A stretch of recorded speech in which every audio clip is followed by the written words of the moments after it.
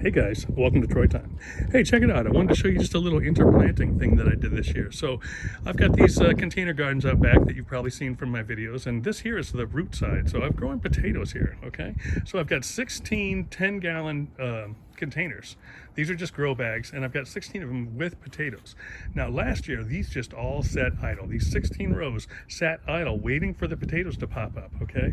Well, this year we're interplanting, right? And we're taking advantage of that space. So what we have is radishes. Look at the radishes are already up and going.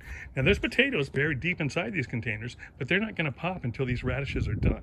So by putting the radishes on here, I've got 12, there's about 12 radishes. I could have actually gone a little more dense with the planting, but there's about 12 radishes in each container.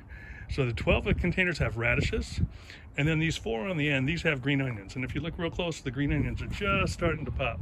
I don't know if it's gonna show up here, but the green onions are just starting to pop, okay? So, but if we just take the radishes, we've got 12 containers with 12 radishes in each one. So that's 12 dozen radishes that we normally wouldn't have, okay? And we're gonna be running 3 stages of potatoes. So if I do this on all 3 stages of my container, that is 36 dozen radishes just from that 12 containers that would have just sat idle and not even been used. So we get, instead of sitting idle, by intercropping, we're able to get 36 dozen radishes out of that space, rather than just getting nothing, okay? So this is where the potatoes will be later, but I just wanted you to get a look at these radishes so you could tell the advantages of intercropping, all right, interplanting. So that's what we got for you today. I just wanted to show that because I had mentioned that was something I was gonna do when we were actually planting out our potatoes in our potato video. So there's a look at the radishes, and that's what's going on. Another little tip that I wanna include here is that with these grow bags, when you fill them with soil, you want the soil nice and loose, which is always what you want. So we did that, but after it rains, that soil becomes compacted. And what happens is the soil will drop down, the level of the soil will drop down inside of these containers.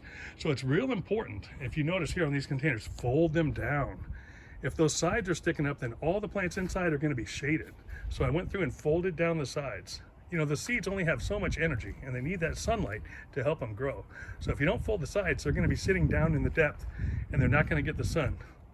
Little butterfly. Hey, buddy.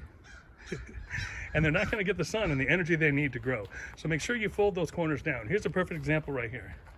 Look at how the sides are popping here and the shading that they do. It's around noontime sun right now, so you can't quite see it here, but you'll catch more of the evening and the morning suns when the side is folded down on these. So you definitely want to do that if you have those grow bags. Monitor that level. You want the soil right up to the top. So that's just another little tip going forward, and that's what we got for you today. So hopefully you like these videos. Comment, like, share. This is Troy Time. I'm out.